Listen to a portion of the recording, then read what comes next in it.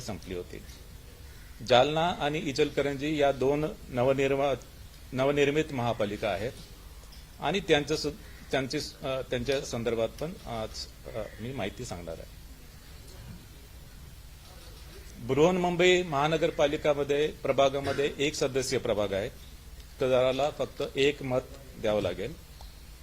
28 महापालिका या बहुसदस्यीय आहेत आणि बहुतांश महापालिकेमध्ये एका प्रभागामध्ये 4 उमेदवार निवडून द्यायचे आहेत। त्या महापालिकेमधील काही प्रभाग असे आहेत की जिथे 3 उमेदवार असतील, काही प्रभाग असे असतील की जिथे 5 उमेदवार असतील।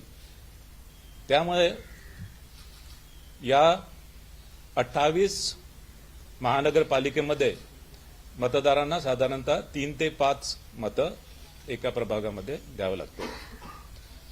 या महापालिका निवडणुकीमध्ये नामनिर्देशन पत्र हे ऑफलाईनच घेण्यात येईल आणि या संदर्भात राजकीय पक्षांची जी बैठक झाली होती आणि राजकीय पक्षांनी केलेल्या मागणीनुसार या महापालिकांच्या निवडणुकीमध्ये नामनिर्देशन पत्र हे ऑफलाईनच स्वीकारण्यात येतील। जात वैधता पडताळणी संदर्भात राखीव जागावर ज्यांना निवडणूक लढवायची आहे त्यांना जात प्रमाणपत्र व जात वैधता प्रमाणपत्र त्यांना सादर करणे आवश्यक आहे। मात्र जात वैधता प्रमाणपत्रासाठी सादर केलेल्या अर्जाची सत्यप्रत किंवा अन्य कोणताही पुरावा त्यांनी दिला तरी तो एक्सेप्ट केला जाईल। मात्र 6 महिन्याच्या आत जात वैधता प्रमाणपत्र सादर करण्याचे असे हमीपत्र उमेदवारांना द्यावे लागेल आणि 6 महिन्याच्या आत जात वैधता प्रमाणपत्र सादर न करू शकलेल्या संबंधित उमेदवारांची निवड ही पूर्वलक्षी प्रभावाने रद्द होईल।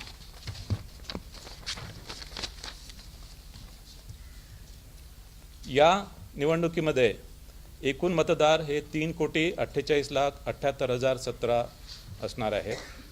त्यापैकी पुरुष मतदार 1,81,93,666 असतील, स्त्री मतदार 1,66,19,755 असतील आणि इतर मतदार 4,590 असतील।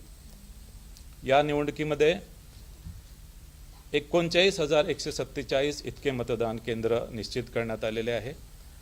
ही निवडणूक इलेक्ट्रॉनिक वोटिंग मशीनच्या माध्यमाने घेतली जाईल आणि त्यासाठी कंट्रोल युनिट 43,958 असतील, बॅलेट युनिट 87,916 असतील।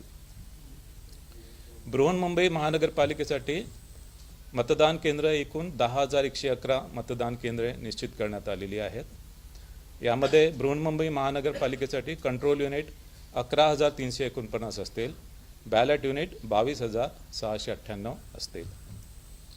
या निवडणुकीसाठी जी मतदार यादी वापरणार आहोत त्यासाठी 1 जुलै 2025 ही अधिसूचित केलेल्या दिनांकाला असलेली मतदार यादी यासाठी वापरत आहोत आणि 1 जुलै 2025 ची मतदार यादी ही प्रभागनिहाय विभाजित करण्यात आलेली आहे आणि ही मतदार यादी ही भारत निवडणूक आयोगाकडून घेतलेली मतदार यादी असल्यामुळे या मतदार यादीमधील कुठलेही नाव डिलीट करणे किंवा कुठलेही नाव त्यामध्ये ॲड करणे याचे अधिकार राज्य निवडणूक आयोगाला नाही आहेत। मात्र चुकीने एका प्रभागामधील मतदार दुसऱ्या प्रभागामध्ये जर गेले असतील ते बदल करण्याचे अधिकार आहे।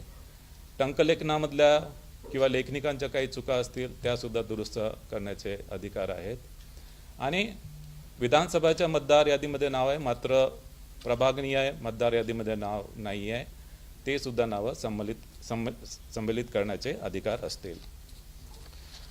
या निवडणुकीसाठी मतदार यादीमधील संभाव्य दुबार मतदारांची ओळख केलेली आहे आणि संभाव्य दुबार मतदार यांच्या नावासमोर डबल स्टार असं त्यावर मार्क करण्यात आलेलं आहे आणि संभाव्य दुबार मतदारांच्या संदर्भात जी प्रक्रिया आहे की संभाव्य दुबार मतदारामध्ये महापालिका आयुक्तांच्या मार्फत संभाव्य दुबार मतदारांच्या घरी जाऊन सर्वेक्षण केलेले आहे आणि त्यामध्ये दुबार मतदारांना विचारून तो कुठल्या मतदान केंद्रावर मत देईल या संदर्भात त्याच्याकडून लिहून घेण्यात आलेले आहे आणि त्या मतदान केंद्राच्या व्यतिरिक्त इतर कोणत्याही मतदान केंद्रावर त्याला मतदान करू दिलं जाणार नाही। काही मतदार या मोहिमेला ज्यांनी रिस्पॉन्स दिलेला नाही त्यांना ते जर मतदान केंद्रावर मतदान करण्यासाठी आले आणि त्यांचं संभाव्य दुबार मतदार म्हणून नोंद आहे तर त्यांच्याकडून हमीपत्र स्वीकारलं जाईल आणि त्याची ओळख पटवली जाईल आणि ओळख पटवल्यानंतरच त्याला मतदान करता येईल. संभाव्य दुबार मतदार जे आहेत ते काही महानगरपालिकेमध्ये मोठ्या प्रमाणात आयडेंटिफाय झालेत. उदाहरणार्थ बृहन्मुंबई महानगरपालिकेमध्ये साधारणतः 11 लाखाच्या जवळपास संभाव्य दुबार मतदार होते. मात्र बृहन्मुंबई महानगरपालिकेने यासाठी सॉफ्टवेअरचं एक टूल डेव्हलप केलं आणि त्या सॉफ्टवेअर टूलच्या माध्यमाने आणि फील्ड व्हेरिफिकेशनच्या माध्यमाने त्यांची जी संभाव्य दुबार मतदारांची यादी आहे असेसमेंटप्रमाणे फक्त 7% त्या यादीपैकी 7% फक्त ॲक्च्युअल दुबार मतदार त्यांना आढळून आले. थोड्या बहुत फरकाने इतरसुद्धा महापालिकांमध्ये अशाच प्रकारची परिस्थिती आहे.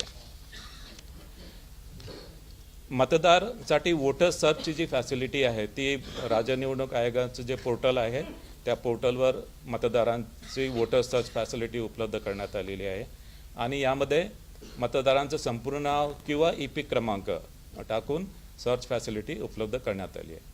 याशिवाय आयोगाने मताधिकार म्हणून एक मोबाईल ॲप डेव्हलप केलेला आहे आणि या मोबाईल ॲपच्या माध्यमाने सुद्धा मतदारांना त्यांचं नाव, त्यांचं प्रभाग कुठल्या प्रभागामध्ये आहे आणि मतदान केंद्र कोणते आहे हे त्यांना या मताधिकार मोबाईल ॲपच्या माध्यमाने उपलब्ध होणार आहे. हे मोबाईल ॲप सध्या अँड्रॉइड प्लॅटफॉर्मवर अवेलेबल आहे आणि हे iOS प्लॅटफॉर्मवर सुद्धा अवेलेबल आम्ही करून देतो आहे. मतदार जनजागृतीसाठी वेगवेगळे क्रिएटिव्ह रील्स आणि गीत आयोगाच्या माध्यमाने तयार केलेले त्याचा वापर करणार आहोत आणि याशिवाय महापालिका आयुक्तांना 32 विविध प्रकारच्या ज्या मीडिया ॲक्टिव्हिटीज आहेत त्याच्या माध्यमाने सुद्धा मतदार जनजागृती करण्यासाठी त्यांना आपण निर्देश दिलेले आहे. मतदान केंद्रावर ज्येष्ठ नागरिक व दिव्यांगासाठी पूर्ण सुविधा पुरवण्यात येणार आहे. त्यामध्ये तान्याबाळासह असणाऱ्या स्त्रिया, गरोदर स्त्रिया, ज्येष्ठ नागरिक आणि दिव्यांग यांना मतदान केंद्रावर मतदान करण्यासाठी प्राधान्य दिले जाणार आहे. प्रत्येक मतदान केंद्रावर रॅम्प आणि व्हीलचेअर जिथे आवश्यक असेल ती व्यवस्था करण्यात येणार आहे आणि प्रत्येक मतदान केंद्रावर जे अश्युअर्ड मिनिमम फॅसिलिटीज आहे त्याच्यामध्ये विजेची व्यवस्था आहे, पिण्याचं पाणी आहे, सावलीची सुविधा आहे, शौचालयाची व्यवस्था आहे, या सुविधा उपलब्ध आहे. काही मतदान केंद्र हे आदर्श मतदान केंद्र म्हणून असतील आणि काही मतदान केंद्र हे पिंक मतदान केंद्र किंवा गुलाबी मतदान केंद्र असतील. या मतदान केंद्रामध्ये मतदान केंद्रातील सर्व अधिकारी कर्मचारी, सर्व सुरक्षा कर्मचारी हे महिला असतील. या निवडणुकीसाठी निवडणूक निर्णय अधिकारी म्हणून 290 अधिकाऱ्यांची नेमणूक करण्यात आलेली आहे आणि सहाय्यक निवडणूक निर्णय अधिकारी म्हणून 870 अधिकाऱ्यांची नेमणूक करण्यात आली आहे. याशिवाय या निवडणुकीसाठी 1,96,605 इतके कर्मचारी निश्चित करण्यात आलेले आहे.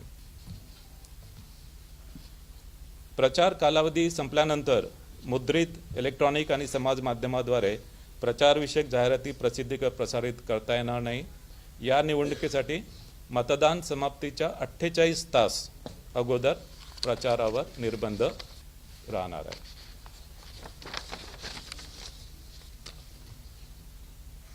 महापालिका स्तरीय माध्यम प्रमाणन व संनियंत्रण समिती स्थापन करण्यात आलेली आहे आणि विविध प्रसार माध्यमातील वृत्तांकनाच्या बाबतीत पाहणीसाठी संनियंत्रण व देखरेख या समितीमार्फत करण्यात येईल. राज्यस्तरीय माध्यम प्रमाणन व संनियंत्रण समितीसुद्धा स्थापन करण्यात आलेली आहे. याशिवाय राजकीय पक्षांशी वेळोवेळी संवाद साधण्यात आलेला आहे. राजकीय पक्षांसोबत बैठका घेऊन त्यांच्यासुद्धा सूचना विचारात घेण्यात आलेल्या आहे. स्टार कॅम्पेनरची संख्या ही 20 वरून 40 करण्यात आलेली आहे. आता मी थोडक्यात आकडेवारी सांगतो. एकूण महानगरपालिका ज्यांची निवडणूक होणार आहे त्या 29 आहेत. एकूण जागा म्हणजे एकूण जागा ज्यासाठी निवडणूक होणार आहे ते 2,869 जागांसाठी निवडणूक होणार आहे. त्यामध्ये महिला 1,442, अनुसूचित जाती 341, अनुसूचित जमाती 77 आणि नागरिकांचा मागास प्रवर्ग 759. एकूण महानगरपालिका 29, एकूण जागा 2869, महिला 1442, अनुसूचित जाती 341, अनुसूचित जमाती 77, नागरिकांचा मागास प्रवर्ग 759. या निवडणुकीमध्ये ज्या निवडणुकीच्या खर्चावर जी मर्यादा आहे, बृहन्मुंबईसह अ वर्ग महानगरपालिकेसाठी 15 लाख, ब वर्ग महानगरपालिकेसाठी 13 लाख, क वर्ग महानगरपालिकेसाठी 11 लाख आणि ड वर्ग महानगरपालिकेसाठी 9 लाख. आजपासून संबंधित सर्व 29 महानगरपालिका क्षेत्रात आचारसंहिता लागू करण्यात आली आहे आणि जरी आचारसंहिता या 29 महानगरपालिका क्षेत्रापुरती जरी असेल तरी या महानगरपालिका क्षेत्राबाहेर जर एखादी घटना किंवा एखादा कार्यक्रम किंवा एखादी घोषणा अशा प्रकारे करण्यात आली की जी महानगरपालिकेच्या मतदारांवर प्रभाव करणारी आहे तर त्यावर सुद्धा आचारसंहिता लागू होणार आहे. मात्र ही आचारसंहिता नैसर्गिक आपत्तीच्या उपाययोजना आणि ज्या वेगवेगळ्या प्रकारच्या ज्या डिझास्टर्स येतात त्यासाठी मदतीसाठी ही आचारसंहिता यामध्ये आडकाठी असणार नाही. आता मी निवडणुकीचा कार्यक्रम आपल्याला सांगतो आहे आणि हा निवडणुकीचा कार्यक्रम बृहन्मुंबई महानगरपालिका आणि तसेच इतर महानगरपालिका या दोघांसाठी हा कार्यक्रम मी सांगतो आहे. नामनिर्देशन पत्र स्वीकारणे याचा कालावधी आहे 23 डिसेंबर ते 30 डिसेंबर 2025. 23 डिसेंबर ते 30 डिसेंबर 2025 नामनिर्देशन पत्र स्वीकारण्याचा